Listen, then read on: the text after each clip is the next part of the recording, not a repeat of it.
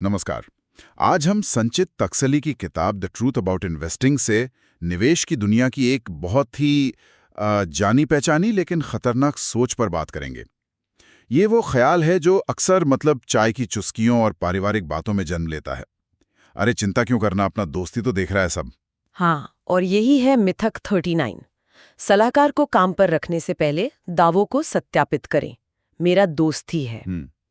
ये सिर्फ एक लाइन नहीं है, ये एक तरह से एक मानसिकता है। जहां हम भरोसे को और रिश्ते को वित्तीय समझदारी से ऊपर रख देते हैं। बिल्कुल। मिथक कुछ ऐसा है कि मेरे पति या मेरे पिता या मेरा एजेंट मेरे फाइनेंस संभाल रहा है, मुझे फिक्र करने की कोई जरूरत ही नहीं है। हम उनके फैसले पर पूरा भरोसा करते हैं। सुनने में कितना आरामदायक लगता है ना? आरामदायक, लेकिन अक्सर ये बहुत महंगा साबित होता है। इसके पीछे की जो मान्यता है वो ये है कि जो हमें सालों से जानता है वो हमारी ज़रूरतें भी सबसे अच्छी तरह समझेगा। पर किताब इसी सोच को एक बड़ी गलती की जड़ बताती है। हम ये मानकर चलते हैं कि वो हमारे लिए सबसे अच्छे फंड मैनेजर हैं, बिना उनकी क्वालिफिकेशन या स्ट्रैटेजी पर कोई सवाल उठाए। यहाँ पर एक दिलचस्प आंकड़ा भी है। लेखक बताते हैं कि लगभग 67% महिलाएं जो निवेश के लिए पूरी तरह अपने पतियों पर निर्भर रहती हैं, उन्हें उन्हें अपने फाइनेंस को संभालने में सबसे ज्यादा चुनौतियों का सामना करना पड़ता है। और ये सिर्फ पति पत्नी के रिश्ते तक ही नहीं है। अच्छा। हाँ, युवा अपने माता पिता पर या बुजुर्ग अपने बच्चों पर भी इसी तरह का वो अंधा भरोसा कर लेते हैं। ये भरोसे और सम्मान का एक ऐसा जाल बन जाता है जिसमें जरूरी सवाल पूछना बेअदबी लगने लगता है। बिल्कुल। और नतीजा ये कि हो सकता है आपका पैसा सालों तक ऐसी जगह पड़ा रहे जहां वो बढ़ ही नहीं रहा, या फिर जरूरत के वक्त आप उसे निकाल ही न पाए। ये तो वाकई एक बहुत बड़ी दुविधा है, क्योंकि इसमें पैसा और रिश्ते दोनों ही दांव पर हैं।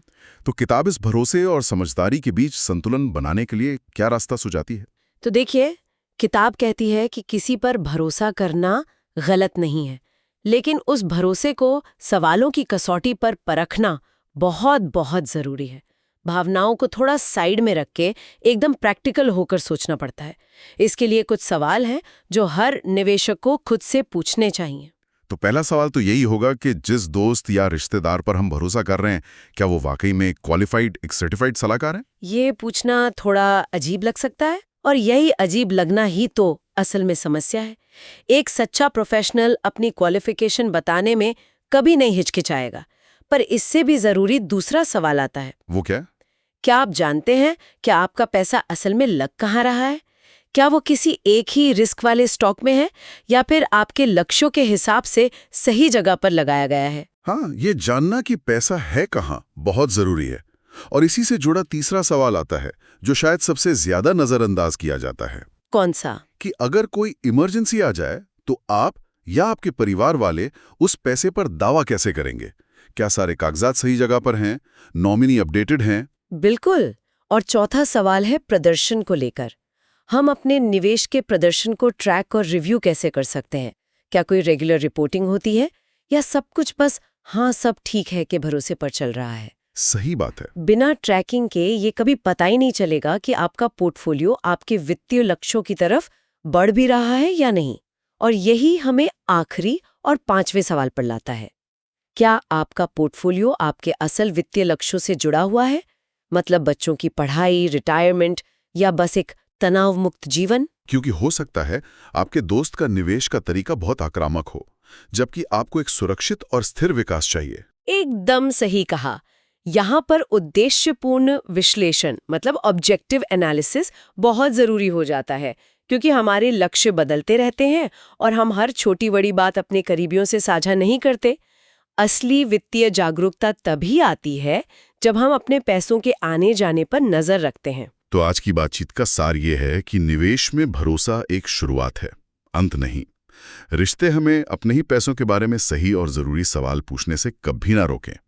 आंख बंद करके भरोसा करना आरामदेह हो सकता है, पर आंख खोलकर सवाल पूछना ही समझदारी है। और जाते जाते एक विचार छोड़कर जा रही हूँ। किताब हमें करीबी लोगों पर आंख बंद करके भरोसा करने से आगाह करती है, लेकिन सोचिए हम कितनी बार खुद पर, अपनी अंदर की आवाज या गट फीलिंग पर बिना किसी क्वालिफिकेशन के भरोसा कर लेते हैं। कहीं ऐसा तो नहीं कि हम खुद ही अपने सबसे बड़े अयोग्य दोस्त सलाहकार बने हुए हैं? ये तो बहुत दिलचस्प सवाल है। खैर, अगली बार हम मिथक 40 पर बात करेंगे, जो बाजार के बड़े संकट के डर से जुड़ा है। बहुत बड़ी मंदी दिख रही है। जरूर सुनिएगा।